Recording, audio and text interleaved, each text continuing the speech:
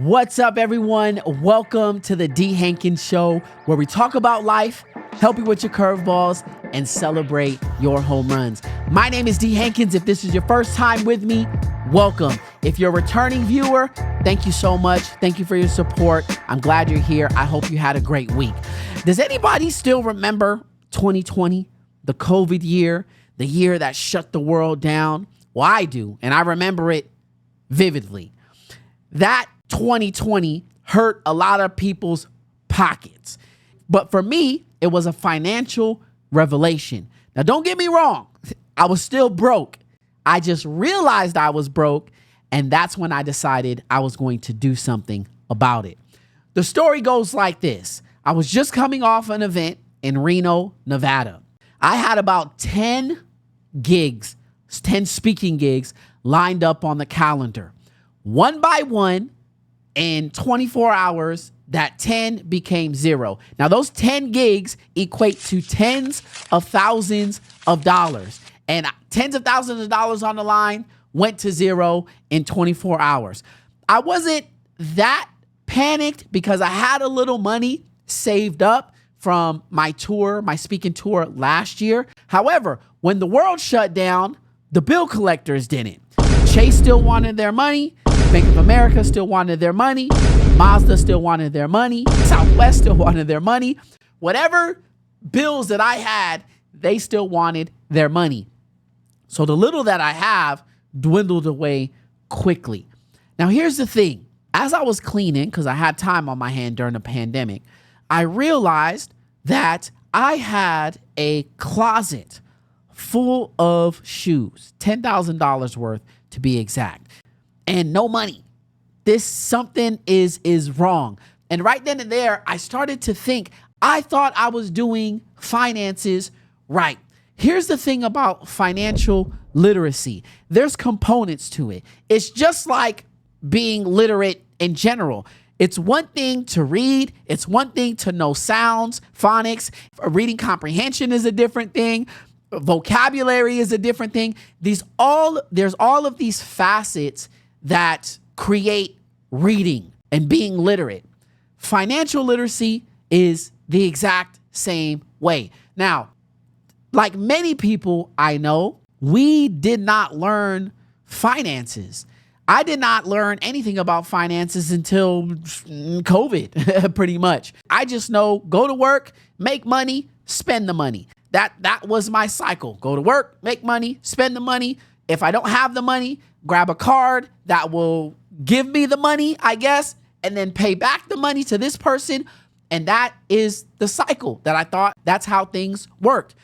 Well, when you go broke and you have no income coming in, you get desperate and you start to panic a little bit. And I panicked. So I realized, man, I have no money, but I have $10,000 worth of shoes. I can't do anything with these shoes, can't eat them. At that time, no one was buying anything. I couldn't sell them. I was hurting for money. So I did what any sane person would do. And I Googled, hey, Google, how do you get out of debt? Please don't answer that. I have Googled it. Okay, never mind. There we go. While I was doing my Google research, these videos of this older white gentleman kept popping up. And his name was Dave Ramsey. Dave Ramsey had this video that popped up in my feed, so I clicked it. And in this video, Dave is grilling this dude that called into his show, just grilling him, talking about that purchase is stupid. That's dumb, in his little Tennessee accent. And I'm like, man, who is this guy? He's letting off on this person. I've never seen anybody talk about finances in that way. So one day I decided to watch his show in full. And in his show, he kept bringing up this system that he uses, the 7 baby steps. And he swore that millions of people were getting out of debt following these steps. Now, this was weird for me because I grew up thinking debt is good. I needed a credit score. That's what I was told. I needed a credit card. You need at least 3 credit cards. That's what I was told. Everybody's going to have a car payment. That's what I was told. You're always going to have a car payment. And so what he was saying was contradictory to what I've learned my whole life. And you don't need a credit card. As a matter of fact, credit cards are bad. You don't need a credit score. As a matter of fact, credit scores just measure how long and how good you can manage debt. And debt is bad. And I'm thinking, wait a minute.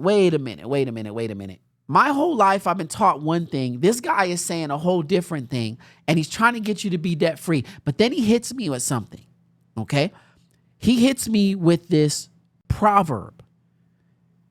And this proverb says, if you find yourself in debt, free yourself like the gazelle from the hand of the hunter, like the bird from the snare of the fowler. And it's funny because he's on stage and he's telling the story about how he doesn't understand what that meant. And then he's watching Animal Planet or the Discovery Channel, and he sees this cheetah chasing this gazelle, and the gazelle is booking it for its life. And then he goes on to say that's how we should treat debt. I'm blown away, okay? Because there are so many people that I've watched on the internet, wealthy people, that swear by debt.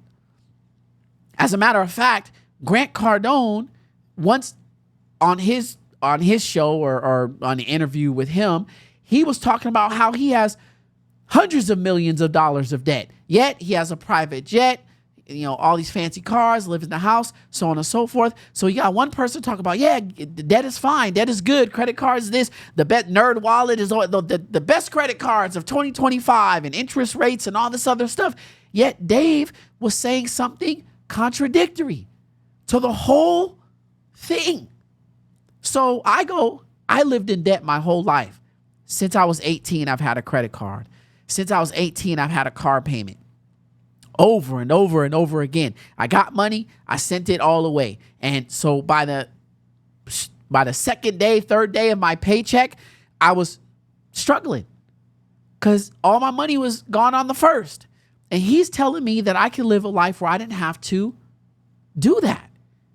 So I'm like, at this point, I have no income. I have no choice. So I look up his 7 baby steps. The first baby step was to save $1,000 as a emergency fund. Now I'm thinking, Dave, you're crazy, bro. You want me to save $1,000 for an emergency?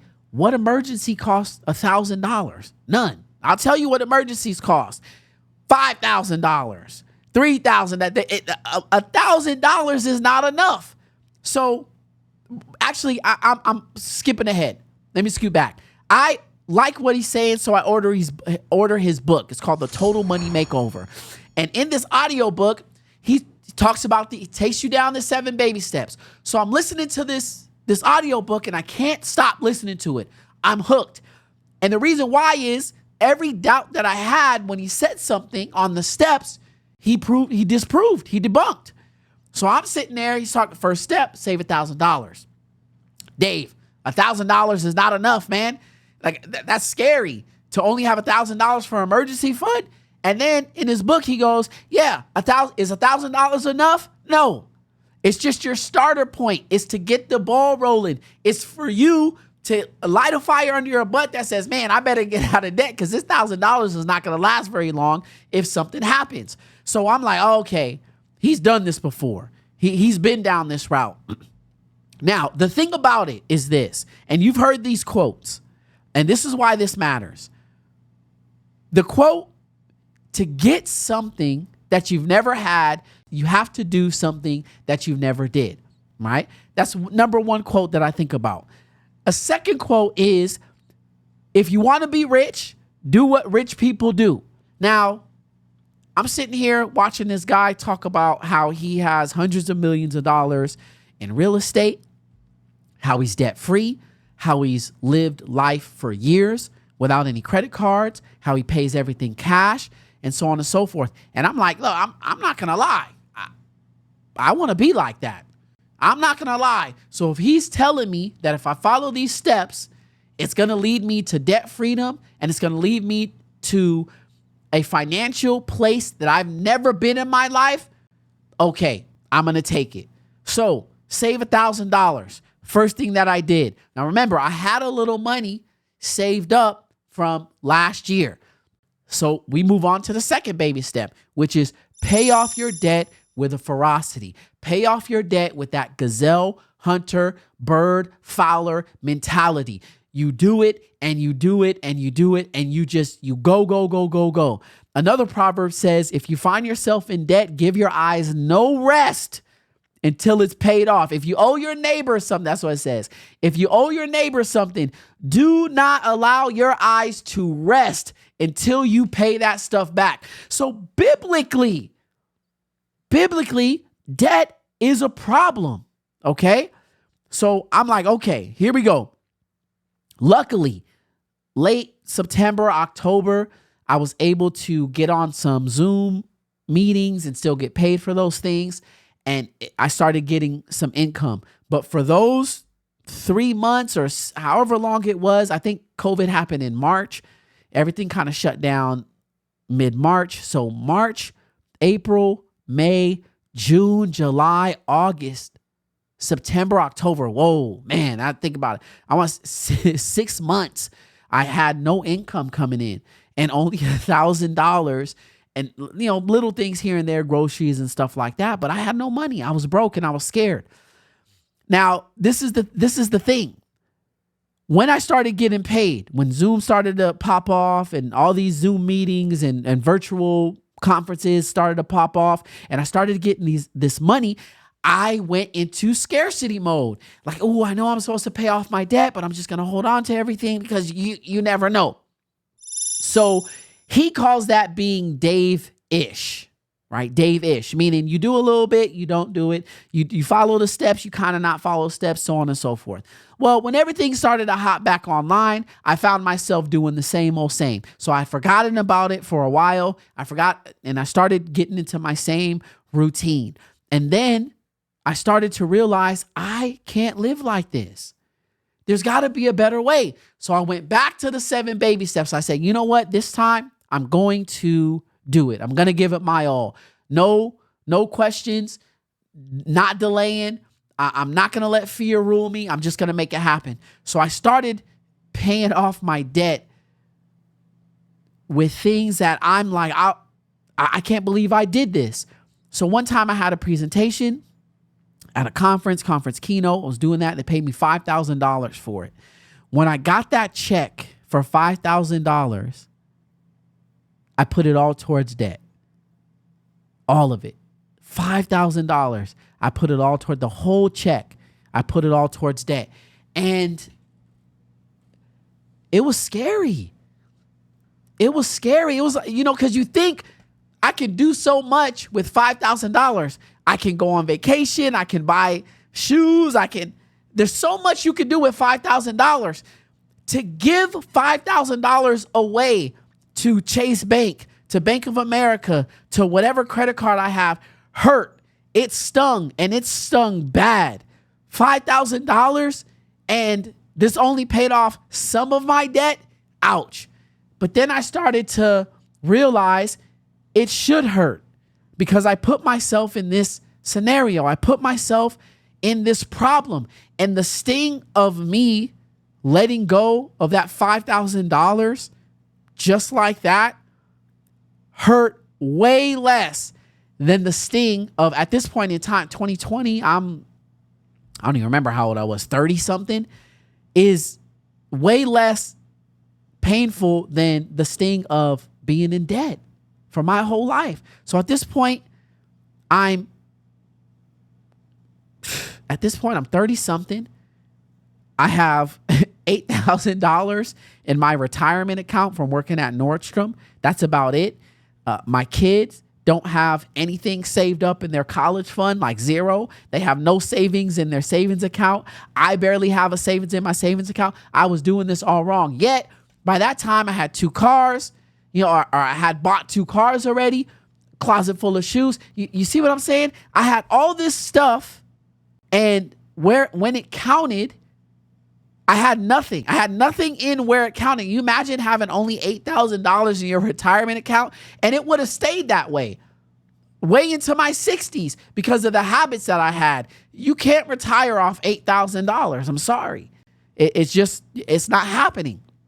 I didn't want to live like that, man. I want to be financially successful. I want to retire with millions in my account. I want my kids to retire with millions in their account. That's how you build generational wealth. Well, during this 2020, remember, there was a lot of riots going on, the Black Lives Matter movement, because there is a lot of racial things happening. And I realized, dang, one, anything could happen to anybody. I don't want anybody to set up a GoFundMe. I don't want my family to have to sell crab and fish fries to pay for my funeral. I want that all set up. Well, how do I do that? Well, again, to have something that you never had, you have to do something you never did. And what Dave was telling me or showing me through his book and through his program is that these things are attainable. Your kids don't have to take out college loans to go to college. You can save money for them. You don't have to retire broke. You don't have to work at Walmart when you're 75 years old, when you should be chilling at home, taking care of your grandbabies. You shouldn't have to do those things. And he was giving me the blueprint. So I said, you know what? Fine. Because the sting of being broke, the sting of having to work a 9 to 5 way after your retirement years, I don't want that for my life. I've seen that enough, especially in my community. I don't want that for my life. I don't want that for my kids. I don't want poverty to run in my family like it's a distant cousin. I don't want those things. So I had to do what I had to do. And that meant giving $5,000 checks to the Chase Bank. $5,000 checks, whole things, paying it towards my bills. And that's what I ended up doing. Stopped eating out, started cooking at home. I stopped buying things that I didn't need, which was, man, I got to tell you, when I started making money, more money, I started at a job making $8.56 an hour at a movie theater. And whenever I got a raise, I didn't really get a raise because I just updated my shopping. So $8.56, I was shopping at Express, buying $50 t-shirts. What person spends a quarter of his, or not a quarter, but a big chunk on a t-shirt? I was so dumb, so I was just thinking about these things, and I just cut all those things out. And every check that I got went towards debt. Now, this is what happened. At first, remember when I had that $1,000 emergency fund, it was scary. When I first gave that whole check away, it was scary. But then I started to see my debt dwindle. My debt started to dwindle. My confidence started to go up, right?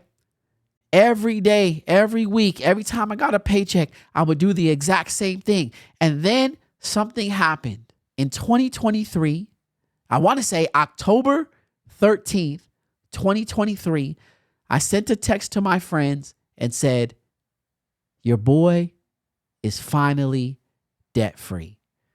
I paid off my last bit of debt. I had a conference. I had that check.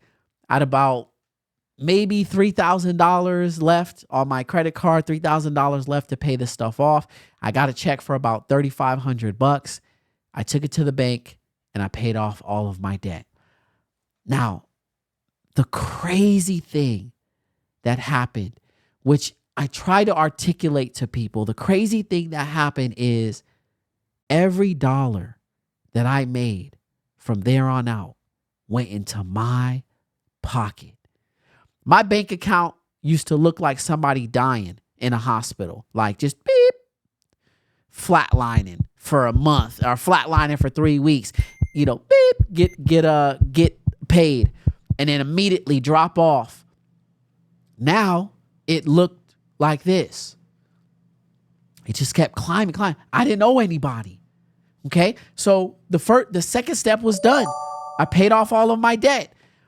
Now the third step was to build up 3 to 6 months of emergencies. This was probably the most boring step, but man, so in the book, He talks about emergencies. When you're broke, everything is an emergency. When you have money, these things become minor inconveniences. That's what he says in his book.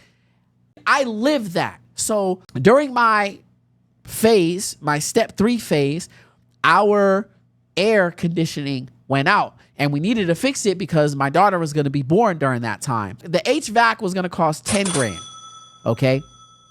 If I had no money, that would have definitely been a panic moment. And the guy looks at me and he goes, hey, we have financing options. We have, all these ways that you can pay this $10,000 off. And I was able to look at him and say, well, write a check right now. Or, do you take cash? Why? Because I had money saved. Finally, I had money saved up. 10 grand was 10 grand, man, 10 grand, paying somebody 10 grand a year ago, 2 years ago, would have had me pacing the room and staying up at night. But because I had this emergency fund in place, which is around, I think it was around $20,000 or something like that I saved up after I started paying off my debt, it was a minor inconvenience. We had it. We got the HVAC done in a week. The house was cool. The daughter came. No problems. It was literally a minor inconvenience because I was able to take care of this. So I try to articulate that to people like, yo, my life completely changed when I took financial responsibility. Now, here's the kicker, okay? The real reason why I told myself, how do I get out of debt? The real reason why I Googled that is because I was listening to an audiobook by Brian Tracy that says, No Excuses, the power of self-discipline. In that book, Brian Tracy talks about his story. He was I want to say college dropout or maybe a high school dropout. He worked a bunch of odd jobs. And one day he was just sitting in the kitchen and realizing everything that he has is because of him. It's all about choices. His financial situation was because of him, not the job, not the government, his financial situation was solely based on him. So he realized that and said, I need to change some things. I am the only person that can control my income. Long story short, he becomes the top salesman of his company because he started emulating other top salesmen. So he went from being broke, living paycheck to paycheck, to being wealthy. And that wealth has followed him through his years. This is what got me saying, you know what? Yeah, I am responsible for my debt. This debt that I have is my fault. Nobody else, can't blame anybody else. This is all on me. So that's when I started to ask Google, how can I get out of debt? That's what connected me to Dave Ramsey. I started following Dave Ramsey's steps. That's how I got to become debt free. Okay. And that debt freedom has given me freedom.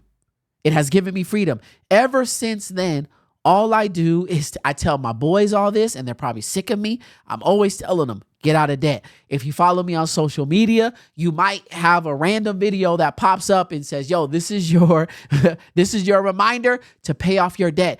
I cannot stress this enough. Being debt free is liberating. Being debt free has worked wonders in my life. And I'll share those with you when we get back.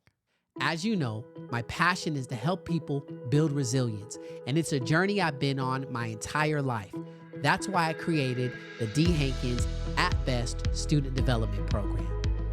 I started the program because I once was a student facing major curveballs, and I want to show students that they have a chance at a successful future no matter their background. We empower students with a 6-step framework called Win Your Challenges, and we build a network of support between students and parents and caring adults in their lives. If you're a parent, educator, or administrator and want to learn more about how we build bridges and transform school communities, I invite you to visit my website, deehankins.com. That's DeeHankins.com to learn more about how you can bring the At Best program to your school. Welcome back, y'all. Look, being debt-free has liberated me in so many ways. The burden of living paycheck to paycheck, the burden of wondering or choosing between gas this week or groceries this week is long gone. I can get them both, right? It's hard to articulate the feeling when I'm talking to people and I'm begging people to pay off your debts. Now, a lot of concerns happen when I talk about paying off the debts. And this is what I've heard so far. Things that I went through as well. I need the money just in case something happens. In the book, Dave talks about the emergency fund. And one of the points that he touches on, which I find hilarious now, is that when you have money, emergencies don't happen as much as you think. And they don't. They really don't. When I had that $1,000 at that starting emergency fund, I didn't have any emergencies at all. And then when I paid off my debt and started loading up my emergency fund, these emergencies turned into minor inconveniences. Anyway, because I can go on and on about this. As a matter of fact, the next couple episodes, we're going to dive into financial resilience. And this is what I want to point this to. I want to point being financially healthy, which is that second level in your core 4, creates resilience because you're able to have resources.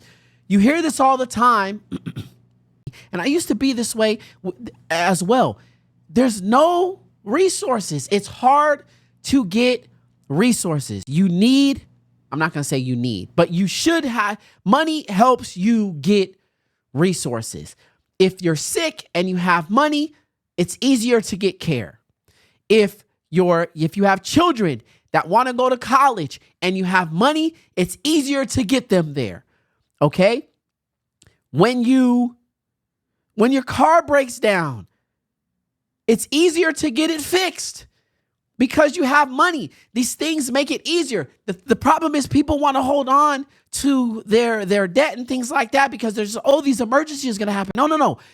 When you're broke, everything is an emergency because what we do, there's a psychology to it.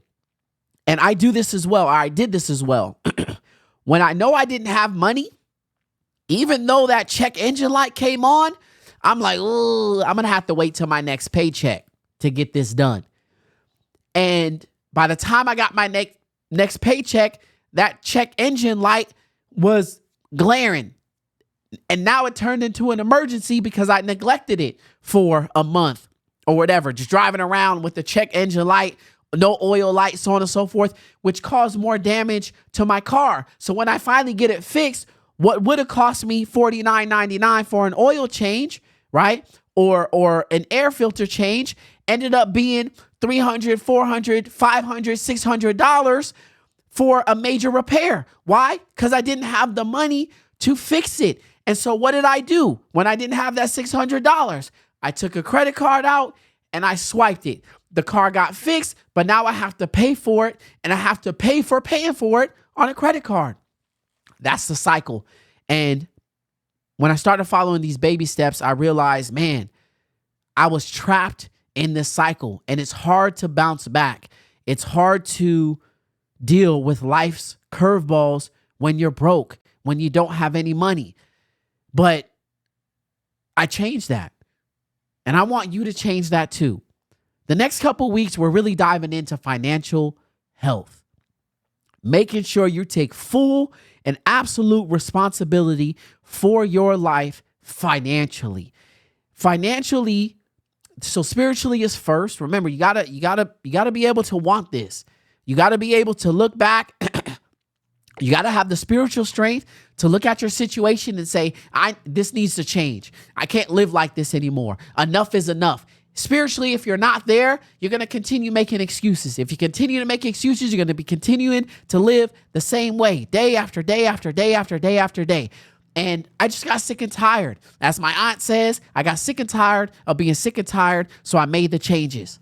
A lot of people, when it comes to Dave Ramsey, because I really bring him up as a person that changed my financial outlook. And some opponents to him is he's out of touch. Well, guess what? I want to be out of touch with being broke. I'm sorry. I do. I don't want to be in touch with being broke no more. I want to be so far removed from being broke, from living paycheck to paycheck, that some of the things that I say offend people. That's where I want to go. That's where I want to be. And when I look at what he says, when I look at how he handles his show, people get offended, the people that get offended by him are the ones that are living paycheck to paycheck. They're the ones making all the excuses. Oh, Dave, you don't know what it's like to buy a house in this day and age. Oh, Dave, you don't know what it's like to have 2 kids and daycare and all of these things. And it's so funny because I used to say the exact same thing. That used to be my exact vernacular.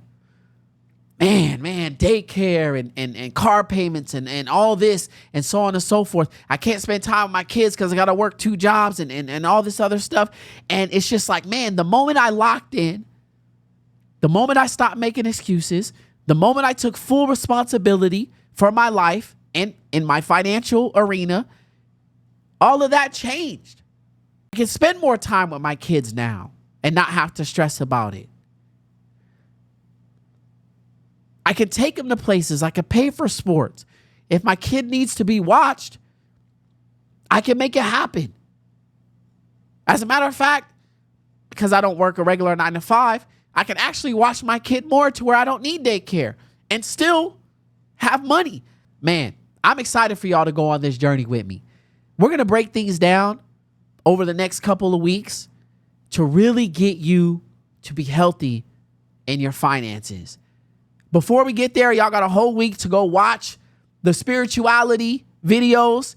So you're going to need that first because this financial journey is difficult, but you can do it. My goal is for my viewers, those that support this show, to be debt-free. That's my goal. I want you to feel this feeling that I have, not just through the podcast, but in actuality. Some of y'all may have to sit down with your husbands. Some of y'all may have to sit down with your girlfriends. Some of y'all may have to sit down with your family and your kids, and you may have to make some hard changes. You may have to cancel some trips. I don't want to get into everything right now, but look, I'm passionate about this section of your core 4 because I know it helps. I've done it. And I want you to feel what I feel. I want you to live this life. Now, it's not all sunshine and rainbows. There's budgeting. There's living below your means. There's saying no to people. There's saying no to certain things. And it's a tough life when you're in debt. And it's a tough hill to climb when trying to get out. But when you do get out, when you do get to that other side, man, it's amazing. We'll be right back. What's up, everyone?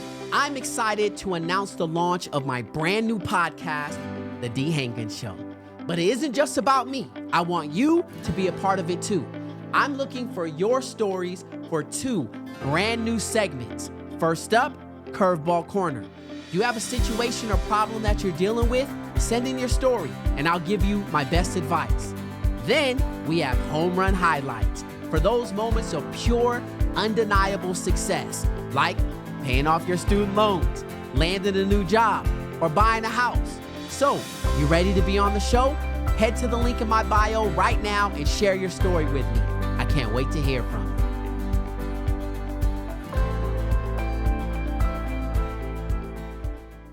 What's up, y'all? It is time for my favorite segments, Curveball Corner and Home Run Highlights. And this week, we have none again. Come on, y'all. Come on, I got to do a better job submitting or getting you guys to submit. I want to hear your stories. Shout me a holla. Submit your stories to the podcast so I can celebrate your home runs and I can give you advice on your curveballs. It's one of my favorite things to do. I love that part of the show. So please, submit your story to the show. The link, I put them in the show notes. The link are in the show notes. Just do it. Visit my website, deehankins.com. There's a button that says, submit your story to the podcast. What's something that you're going through, especially financially? Are you living a paycheck to paycheck? Do you have concerns about paying off your debt? Ask. Are you debt free? Are you one of the millions of people that paid off their debt? Share that story so I can celebrate you on the show. Do it. All right. Have a great week. I'll see you guys next time. And remember, life throws curveballs, but even curveballs can be hit for home runs. I'll see y'all next time.